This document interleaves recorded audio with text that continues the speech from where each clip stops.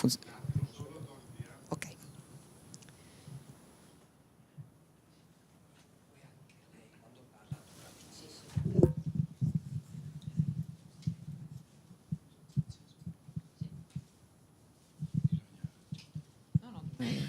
Ditemi voi.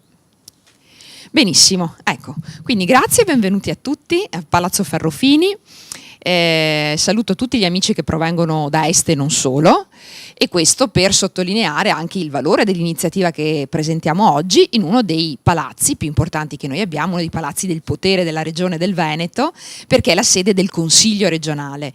Voi sapete che il nostro presidente Zai insieme agli assessori si trovano a Palazzo Balbi, non lontano da qui, e invece questa è la sede del Consiglio regionale, quindi la sede dove sono attivi, dove operano i consiglieri regionali, la cui attività principale è un'attività di natura legislativa, quindi noi facciamo le leggi, voi sapete che tutta la nostra vita è regolata dalle leggi dell'Europa, dello Stato e della Regione, e allora diamo il nostro contributo come consiglieri nel cercare di dare una regolamentazione alla vita dei veneti, cercando di farlo nella maniera migliore.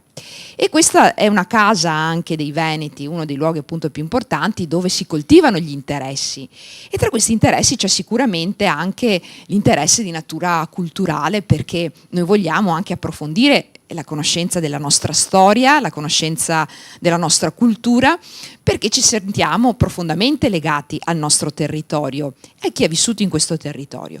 Oggi lo facciamo con Pino Garavello, che ci propone una pubblicazione tra l'altro recentissima, perché è del 2024, ecco, luglio 2024, e appunto perché noi siamo nella casa dei veneti, proponiamo un contenuto che riguarda la storia del Veneto, e la storia di Este entra a pieno titolo nella storia di questa regione come la casa d'Este, perché poi in un territorio noi andiamo a vedere non solo le vestigia, non solo quanto rimane da un punto di vista strutturale, infrastrutturale, ma anche dobbiamo pensare alle persone che hanno vissuto in questo territorio, che hanno contribuito ad arricchire da più punti di vista la nostra realtà, e tra l'altro se noi andiamo a conoscere più da vicino la casa d'Este vediamo che non solo si è insediata nel nostro territorio veneto, ma poi ha avuto l'opportunità, proprio per il suo dinamismo, di uscire dalla provincia, di andare anche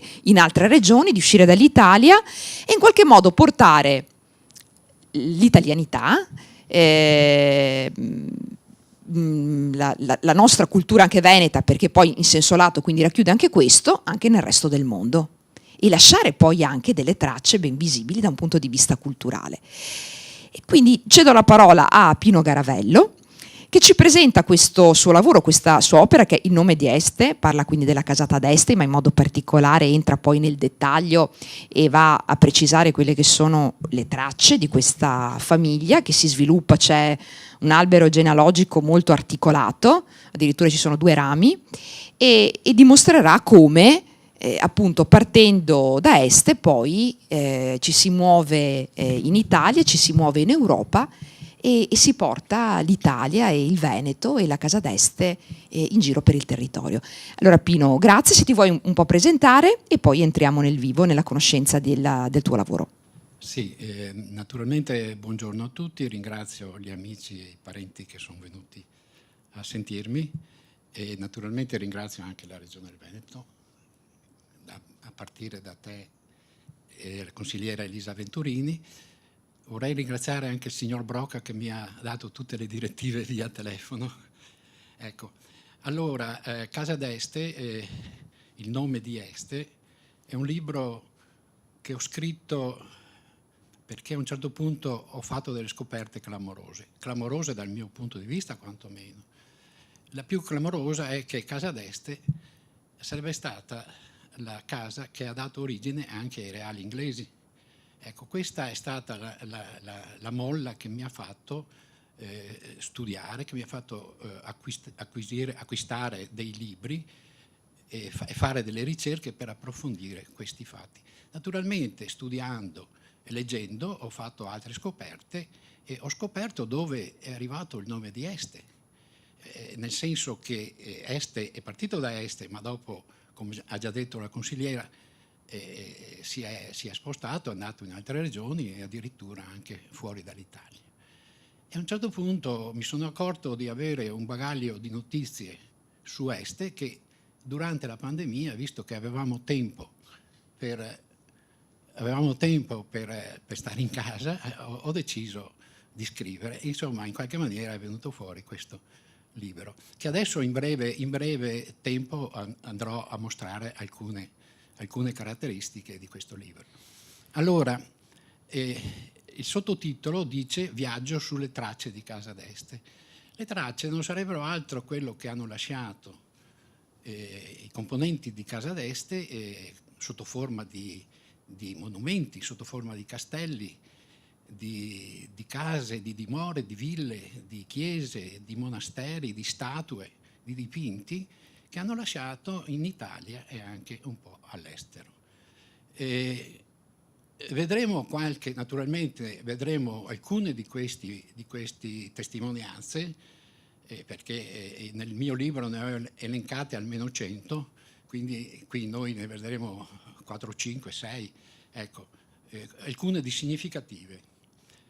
Cominciamo dalla prima, che è la statua che voi vedete, che sarebbe nella copertina del libro. Chi rappresenta questa statua? Rappresenta il capostipite di Casa d'Este, Alberto Azzo II.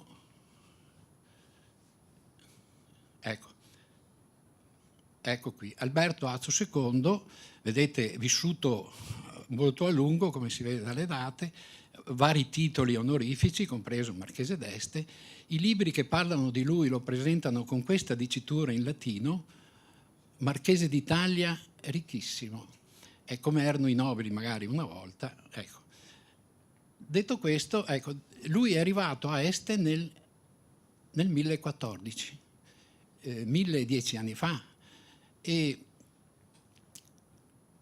è arrivato, vedete, dalla Lunigiana, che è una piccola regione storica della Toscana, e si sono insediati a Este. Clic su Este, ecco, scusate, ecco, no, non funziona. Scusate, ma non ho... C'è qualcuno dal punto di vista tecnico per aiutare, per favore? Per le slide? Bisogna cliccare sulla voce Este. Ecco, adesso clicca sul piedestallo della statua. Ecco, per dire dove si trova questa statua. Questa statua si trova a Padova, in Prato della Valle, tutti riconosciamo il Prato della Valle, e per sapere in che punto del Prato si trova, ecco, vedete il cerchietto rosso va sulla statua sul punto dove si trova la statua. Siamo nella parte completamente a nord del Prato, e contando 3 statue verso sinistra troviamo proprio la statua di Alberto Azzo II. Quando io ho fatto queste scoperte, la maggior parte di amici e conoscenti, nessuno sapeva di queste cose, mi sembrava giusto, insomma, farle conoscere. Clicca sul centro. Adesso bisogna cliccare sul viso di... Ecco, Alberto Azzo II è l'iniziatore di 2 linee dinastiche. 2 linee dinastiche perché si è sposato 2 volte, la prima con Cunizza di Altdorf, che è una principessa bavarese, e poi con Garzenda del Maine, principessa francese, naturalmente dopo che era rimasto vedovo della prima, e comunque ha dato inizio a queste 2 dinastie. Cunizza con Alberto Azzo II ha avuto un figlio, come vedete, di nome Guelfo IV. Perché Guelfo IV? Perché lei era figlia di Guelfo II e sorella di Guelfo III. I Guelfi erano una famiglia, antica famiglia nobile bavarese, e quindi fra nobili si sposavano sempre facilmente fra di loro. Ecco. Ora Guelfo III, come vedete, è rimasto senza prole, quindi la dinastia è continuata con Guelfo IV, che nato a Este e cresciuto anche a Este, in età adeguata si è recato in Baviera a prendersi l'eredità sotto forma di titolo, ma anche gli averi della famiglia. Questa linea fu chiamata linea dei Guelfi Este, perché il capostipite era Alberto Azzo II d'Este. Ora, Guelfo IV morì nel 1101. La mia spiegazione è abbastanza sintetica perché il tempo non è abbondante. Comunque, come ho detto, Guelfo IV morì nel 1101 e nel 1692 è successo un fatto dal punto di vista politico per cui i componenti della dinastia Guelfi-Este hanno assunto il nome di Hannover, cioè è stato un fatto politico. Ecco, quindi da quel momento lì, dal 1692, hanno acquisito praticamente il nome di Hannover. Dal 1100 al 1692 sono passati pressappoco 600 anni e qui in mezzo ci sono stati dei personaggi anche importanti. Ottone IV, imperatore del Sacro Romano Impero, era di questa dinastia. E poi Guelfo IV era nonno di una certa Giuditta. E quindi Alberto Azzo II era il bisnonno di questa Giuditta. E chi era questa Giuditta?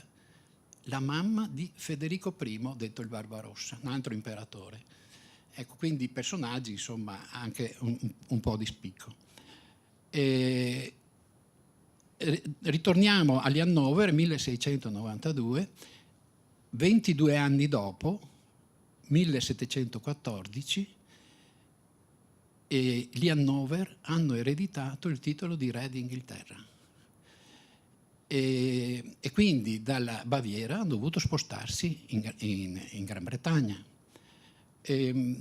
Come mai hanno ereditato il titolo? Il titolo, prima del 1714, apparteneva agli Stuart, famiglia degli Stuart. L'ultima regina degli Stuart si chiamava Anna Stuart, la quale ha avuto diversi figli, ma purtroppo sono tutti morti in tenera età e quindi la linea si è interrotta. La linea degli Stuart si è fermata e il titolo, per questioni ereditarie, nel senso che gli Hannover, con i matrimoni che avevano combinato, hanno ereditato questo titolo, quindi sono diventati re d'Inghilterra. Ecco, adesso il primo re d'Hannover, il primo re di Gran Bretagna, era Giorgio I. E guardando la data della sua morte, 1727, vedete che lui nel 1714 aveva ereditato questo titolo. Naturalmente ha avuto dei successori. Ecco, dove ci sono i cerchietti neri c'è stato Giorgio II, poi Giorgio III, re di Gran Bretagna, il quale Giorgio III aveva un fratello Guglielmo Enrico, duca di Gloucester. Orbene, io prima vi ho parlato della statua di Alberto Azzo II, quella che si trova in Prato della Valle. Ma chi ha commissionato quella statua? Chi è stato a volere quella statua in Prato della Valle? È stato proprio questo duca di Gloucester, Guglielmo Enrico, nel 1776, essendo venuto a sapere che il Prato della Valle si chiamava Valle perché era un avvallamento acquitrinoso a quei tempi lì, e gli amministratori nel 1700-1800 hanno pensato di risanarlo e appunto i reali inglesi, che erano consapevoli che il loro capostipite era Alberto Azzo II, hanno voluto che una di quelle statue fosse di Alberto Azzo II. Quindi Guglielmo Enrico ha commissionato la statua di Alberto Azzo II. Clicca su Guglielmo Enrico. Ecco, qui rivediamo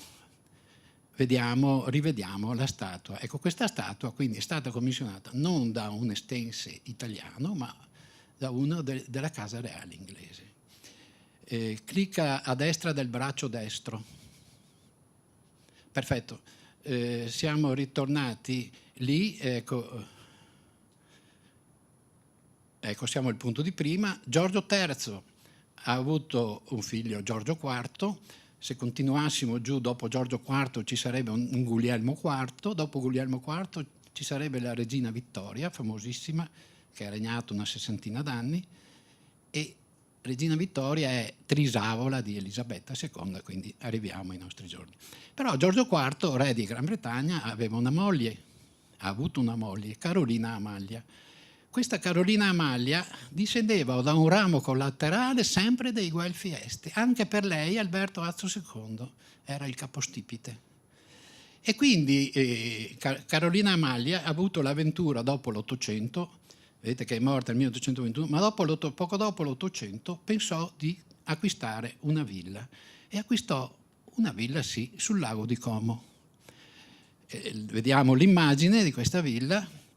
La località è Cernobbio, a pochi chilometri da Como, e lei, regina d'Inghilterra, principessa, proveniva dai Guelfi bavaresi, aveva un sacco di titoli a disposizione, ma di tutti i titoli che aveva ha voluto che questa villa si chiamasse col nome d'Este. Quindi la villa Cernobbio sul lago di Como si chiama Villa d'Este, come viene riprodotto nell'arco sotto, quell'arco che si trova nella parte più alta della villa. L'ho ingrandito un po' in giù, un po' magari un po' offuscato, però si legge. Ecco, Villa d'Este, Villa d'Este. Clicca sul riquadro sotto Villa d'Este. Ecco, quindi noi siamo ritornati, abbiamo visto che Carolina Amalia e Guglielmo Enrico hanno rappresentato due testimonianze del legame fra Casa d'Este e i reali inglesi. Clicca sul titolo Dinastia Guelfi Este. Ecco, ritorniamo qui, abbiamo parlato della linea dei Guelfi Este che sono sfociati, come vedete, nei Windsor. Adesso vediamo qualcosa dall'altra parte. Garsenda del Maine, principessa francese, il primo figlio Folco ha iniziato la dinastia degli Estensi, dinastia che sono rimasti a Este 200-300 anni, fino al massimo il 1294, poi si sono trasferiti a Ferrara.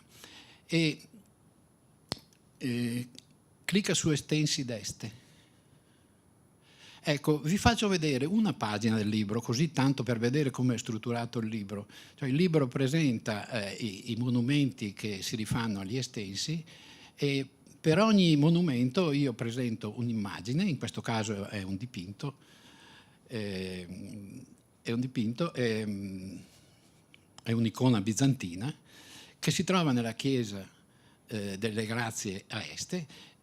Accanto all'immagine c'è sempre una spiegazione di tipo storico e anche qualche cenno artistico dove ci vuole, e poi metto sempre, quasi sempre c'è un riquadro sotto che richiama le genealogie nei punti più importanti, diciamo così, perché all'inizio del libro, entro le prime 20 pagine, sono presentate le genealogie in maniera dettagliata, non in maniera sintetica come ho mostrato prima, ma le genealogie sono mostrate in maniera dettagliata. Quindi il lettore che volesse andare a precisare, a vedere, può ritornare, oppure se non gli interessa non guarda la genealogia e può continuare la lettura.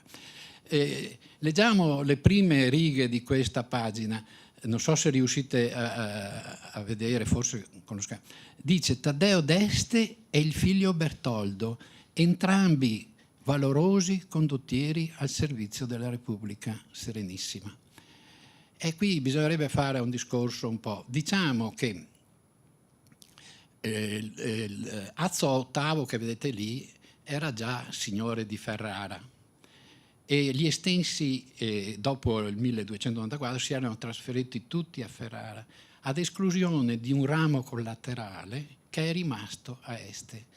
E il ramo collaterale lo vedete lì indicato da Francesco I, ma che si è concluso con Taddeo e Bertoldo. A Este c'è via Taddeo d'Este, si riferisce a questo Taddeo qui. Ora, Taddeo e Bertoldo, come è scritto nelle prime righe, erano valorosi combattenti per Venezia. Perché? Perché dal 1300 al 1400, dopo il 1300, Este era comandata, era sotto i Carraresi di Padova. Fino al 400. I Carraresi nel 400 si sono scontrati con i veneziani che erano molto potenti e quindi hanno dovuto arrendersi. Dopo questi eventi, Este e molta parte del Veneto, chi prima o chi dopo, si sono donati a Venezia perché avevano capito della potenza di Venezia e quindi si sono donati. E poi guardando la storia vediamo, almeno per Este, dal 404-405, quando si sono donati a Venezia, fino al 1797, quando è finita la Repubblica di Venezia, non ci sono state guerre, salvo qualche scaramuccia. Quindi essere andati sotto Venezia è stata una cosa positiva. Questi due, Bertoldo e Taddeo e Bertoldo, abitavano a Este e gli amici di Este sanno dove si trova la Chiesa delle Grazie, la Canonica, il Patronato, eccetera. Tutto quel territorio lì, e poi fino a San Martino, era loro proprietà. E Taddeo, a un certo punto della sua vita, redasse un testamento in cui diceva che se il figlio Bertoldo non avesse avuto prole, tutti i beni, i loro beni, dovevano andare alla Chiesa. E così fu. Bertoldo, fra l'altro, fu mandato nelle isole greche a combattere e non ebbe figli, anche perché morì da quelle parti là. Però finché si trovava in Grecia, lui fece pervenire quell'icona bizantina che vediamo lì, la fece pervenire a Venezia affinché a tempo debito fosse recapitata a Este. Infatti, dopo che hanno costruito la chiesa, l'icona è stata posta a Este e tutti la possono vedere in ogni momento in cui la chiesa è aperta, perché è visibilissima. Ecco, questo clicca su un punto qualsiasi. Ecco, ritorniamo, abbiamo visto qualcosa degli estensi di Este, vediamo adesso brevemente qualcosa di Ferrara. Purtroppo ci sarebbero tantissime cose da dire, ma velocemente andiamo verso la conclusione. Clicca su non spoilerare, per non spoilerare, cioè per non raccontare, sì, perché va bene anche leggerlo il libro. Sì. Ah, certo. Giusto. È chiaro. Se no, giusta osservazione. Cliccando su Ferrara vediamo un po' di genealogia, un certo Niccolò III, famoso Niccolò III, che ha avuto tantissimi figli, più illegittimi che illegittimi. I nobili di una volta succedeva spesso questo, ma Niccolò III in particolare ne ebbe parecchi. Andando a Ferrara, quando si parla di questo personaggio a Ferrara, i ferraresi riportano sempre una frase che poi è riportata anche nei testi che parlano di lui. Di qua, di là del Po, sono tutti figli di Niccolò. Perché ne aveva veramente tanti. Io ne ho indicati solo 3. Borso e Ercole I sono stati i primi marchesi d'Este che hanno ricevuto il titolo di duca, quindi sì, il duca Borso, il duca Ercole. Da questo momento in poi i reggenti estensi erano duchi. Ecco, quindi abbiamo il duca Borso e dopo c'è stato il fratello Ercole I. Borso, grande mecenate, amava l'arte, amava i palazzi, eccetera. E poi c'è stato Ercole I, è stato molto importante per Ferrara, ha trasformato la città da medievale, l'ha trasformata in città moderna, rinascimentale. Chi è andato a Ferrara di palazzi naturalmente tutti estensi, ne vede finché vuole. Ne mostro solo uno, ecco, famosissimo, il Palazzo dei Diamanti, che è stato commissionato dal terzo figlio Sigismondo, quello che era indicato a destra. Ecco, Palazzo dei Diamanti che tutti conosciamo, l'anno scorso addirittura l'Università di Este, l'Università della Terza Età, ha organizzato una visita proprio in questo palazzo. E caratteristico per il bugnato, cioè quel fenomeno lì fatto dalle pietre sporgenti, 8.500 blocchi hanno usato per fare questo effetto qui. Ecco, è una pinacoteca, è anche un luogo di mostre. Sulle 2 bandierine, ecco, andiamo a Modena, no, aspetta un attimo. A Modena e Reggio, a Modena c'è una galleria d'arte, una pinacoteca che non contiene solo quadri, ma anche qualche scultura e anche altri oggetti da collezione, ma è una bellissima galleria, quella di Modena. Accanto alla galleria estensa, guardate c'è sempre il titolo di estensa, accanto alla galleria c'è la biblioteca Estensi. Allora, non ho detto che gli Estensi dopo il 600 sono stati costretti ad andare a Modena e a Reggio perché per diverbi con il Papa, costretti a spostarsi, e tutte le opere che avevano a Ferrara, opere d'arte, opere, libri, eccetera, le hanno portate a Modena. E nella biblioteca di Modena, entrando, c'è un leggio con questa Bibbia aperta. È la Bibbia di Borso, il duca che vi ho nominato prima. È un'opera che lui ha commissionato ed è considerata una delle opere miniate più famose al mondo. Le dimensioni delle pagine sono 38 x 27, quindi non è piccola, è bella grande. Io vi riporto semplicemente un commento che ho trovato in uno dei tanti libri che ho consultato, non so se si riesce a leggere, dall'opera Gli Estensi di Luciano Chiappini. È un tripudio di linee, di luce, di colori, di ornamenti disposti ad incorniciare e percorrere in ogni senso le pergamene dei 2 volumi, componendo figure di santi, di angeli, di uomini del Vecchio e del Nuovo Testamento ed istoriando nel contempo ampie scene di vita di corte in un variopinto carosello. Ecco, questo è il commento, mi sembrava buono da far vedere.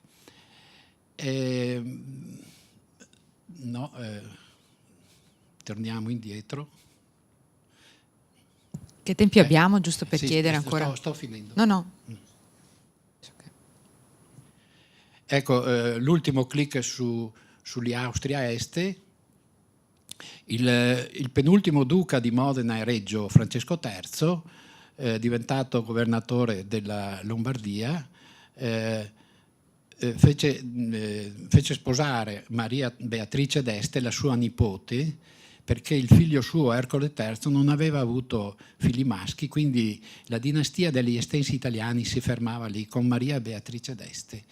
Lui ha combinato il matrimonio di questa Maria Beatrice d'Este, parlo di Francesco III d'Este, nel riquadro a destra c'è scritto Ferdinando Carlo d'Asburgo, che era figlio di Maria Teresa d'Austria, non uno qualsiasi. E Maria Teresa d'Austria per i 2 sposi volle che fosse costruita una dimora adeguata, e questa dimora è semplicemente la Villa Reale di Monza. Quindi la prima abitatrice della Villa Reale di Monza è stata Maria Beatrice d'Este. Ecco, guardando la data di morte di Maria Beatrice, il 1829, si capisce che è vissuta nel periodo napoleonico, e quindi durante il periodo napoleonico hanno dovuto riparare a Vienna, e a Vienna finì i suoi giorni. Ecco, questa è la chiesa dei Cappuccini di Vienna, che si trova proprio in centro a Vienna, nel cuore di Vienna. Questa chiesa ha una cripta molto grande dove sono sepolti tutti gli Asburgo dal 1633. E Maria Beatrice d'Este, assieme al marito, è sepolta lì, dove si trovano, tanto per fare 2 nomi a caso, l'imperatore Francesco Giuseppe e la moglie Elisabetta di Baviera, meglio nota come principessa Sissi. Ecco, concludiamo tanto per dire dove è arrivato il nome di Este. A 20-30 minuti a piedi dal centro di Vienna, da questa chiesa, troviamo una piazza, una piccola piazza, che è stata dedicata all'arciduca Francesco Ferdinando, quello morto a Sarajevo, dopo il quale è scoppiata la Prima Guerra Mondiale.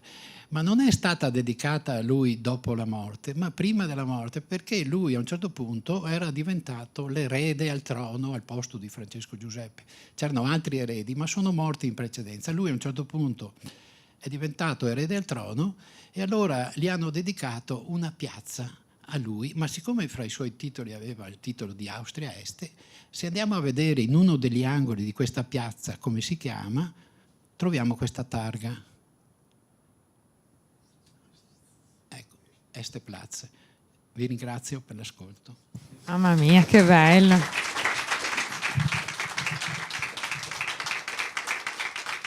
Ecco, penso di interpretare il pensiero di tutti nel fare i complimenti, perché ha dimostrato che la passione per la conoscenza, per la storia, per il territorio ha dato origine poi a questo lavoro che permette a noi di conoscere in maniera più approfondita la realtà di cui noi facciamo parte. Io vi confesso una cosa, che da quando sono consigliere regionale, ma anche prima consigliere provinciale, che ho avuto modo quindi di uscire dal mio comune e di entrare in contatto con le persone che vivono il territorio, con le varie realtà, che mi hanno raccontato e che mi raccontano il territorio, io lo apprezzo sempre di più. E ogni volta che vengo a Este, che ho l'opportunità di confrontarmi con le persone che ci abitano, io vedo la ricchezza di questa cittadina, di questa realtà. Andiamo dai Paleoveneti, voglio dire, ai Romani, la storia poi dell'Ottocento, cioè è una piccola bomboniera Este, e dico, ogni volta che vengo e che mi faccio raccontare qualcosa di Este, mi approprio sempre di più del territorio e mi appassiona sempre di più, e questo vi dico un po' in tutte le realtà in cui ho l'opportunità di andare, e questo è dovuto a persone come Pino, che manifestano appunto questo interesse e mettono a disposizione il loro tempo e la loro passione, che poi viene trasmessa a noi e che permette a noi poi di apprezzare il territorio, la storia e la cultura. Una domanda, permettetemi, come hai fatto a recuperare tutte queste informazioni sul territorio? Quanto tempo ci hai impiegato? Come hai fatto? No, non ho impiegato tanto. Beh, in realtà ho acquistato diversi libri e dopo mi sono anche mosso, sono andato in giro soprattutto in Emilia, ma sono arrivato anche a Varese, perché il palazzo del municipio di Varese si chiama Palazzo Estense, quindi abbiamo il nome di Este in giro per gli altri, insomma. Comunque quando a un certo punto io mi sono visto tutto il libro davanti e appunto, come ho detto prima, durante la pandemia ho pensato di buttarlo giù abbastanza in fretta. Ogni pagina che stampavo la facevo leggere ai miei familiari per avere la loro approvazione, ecco. E dopo, quando ho finito la prima stesura, ho chiamato una collega che è qui presente, che ringrazio naturalmente, per sentire, una collega di italiano, perché io sono un insegnante di matematica, quindi ecco, volevo l'approvazione di una collega. Dopo la stesura invece ho avuto un sacco di dubbi, rivedere, revisionare, correggere, dopo errori che avevo commesso soprattutto con le date. Rileggendo ogni tanto ritrovo qualche altro errore di data, è inevitabile, ne ho messe troppe, quindi ecco.